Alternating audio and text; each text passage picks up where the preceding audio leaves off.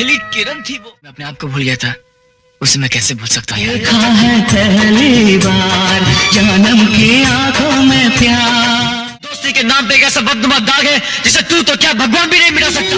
तेरा हर गीत है याद मुझे। जब साजन बना 90s का इमोशनल तूफान।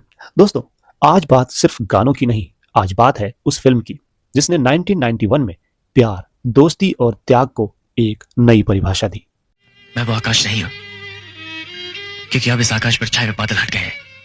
ये उस दौर का इमोशनल फेनोमेना था। 1991 में जब यह फिल्म रिलीज हुई तो बॉक्स ऑफिस पर नंबर 1 साबित हुई। उस साल कई बड़ी फिल्में आई, लेकिन साजन का जादू अलग ही था। मुझे माफ कर दे पूजा, मुझे माफ कर।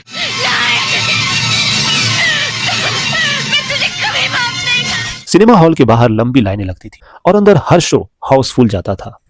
दिल में जब दर्द ज्यादा बढ़ जाता है, इंसान कभी कभी उसी में डूबकर मर जाता है। हम प्यार न सही, दर्द तो बांट सकते हैं। क्या आपने कभी अपने सबसे अच्छे दोस्त के लिए अपना प्यार कुर्बान किया है? क्या आपने कभी किसी से प्यार किया हो लेकिन अपना नाम तक छुपा लिया हो?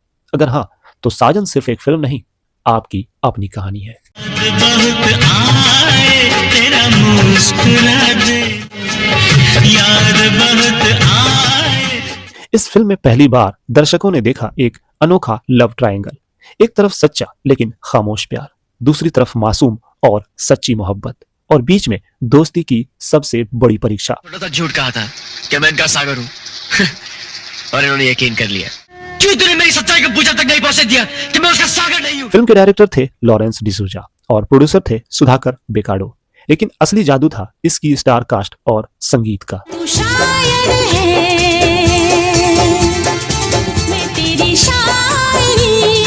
दिल ने कहा मुझे प्यार हो गया, जैसे कोई सजा कोई बद्दुआ होगी। तुमसे मिलने की तमन्ना है, प्यार का इरादा है, बहुत आए तेरा मुस्कुरा है पहली बार जन्म की आंखों में प्यार। संजय दत्त को शुरू में इस रोमांटिक रोल के लिए परफेक्ट नहीं माना जा रहा था।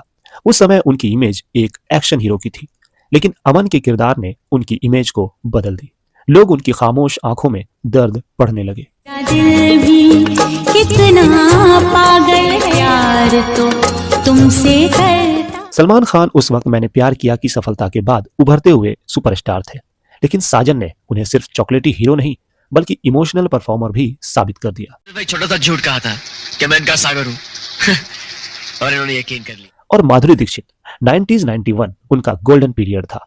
उसी साल साजन और बेटा जैसी फिल्मों ने उन्हें नंबर 1 हीरोइन बना दिया था। जब ये बात मुझे काका से मालूम पड़ी तो मैं अमन की खबर लेने जब उन्होंने तुम्हारे बारे में जिक्र किया कि तुम उन्हीं के शहर के हो, तो मेरा गुस्सा एकदम गायब हो गया।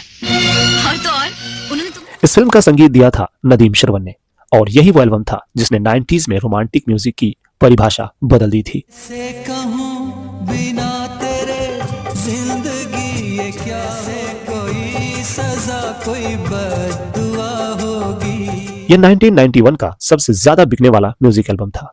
कैसेट की बिक्री ने रिकॉर्ड तोड़ दिए थे। इस फिल्म में एक दिलचस्प बात है कि 2 हीरो को 2 अलग आवाजें दी गई। अमन के लिए कुमार सानू की आवाज दी गई थी और सागर के लिए एसपी बाला सुब्रमण्यम की। यह प्रयोग उस दौर में बहुत बड़ा रिस्क था, लेकिन यही फिल्म की पहचान बन गई।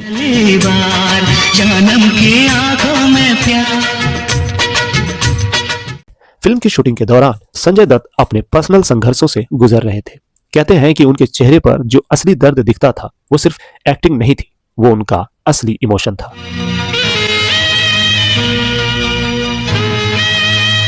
जिए तो जिए कैसे, इस गाने की वायलिन धुन रिकॉर्डिंग के समय ही इतनी पसंद की गई कि उसे फिल्म की थीम बना दिया गया था।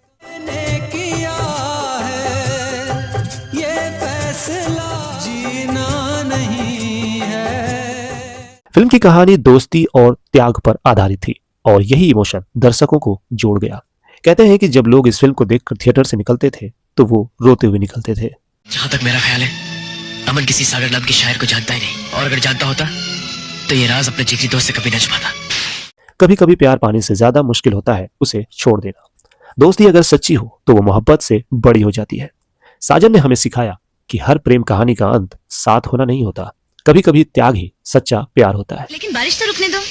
पहले ही बहुत देर हो चुकी है, अगर और देर हो जाएगी तो गजब हो जाएगा। साजन इसलिए सुपरहिट नहीं हुई क्योंकि उसमें सिर्फ स्टार थे, वो इसलिए नंबर 1 बनी क्योंकि उसमें दिल था।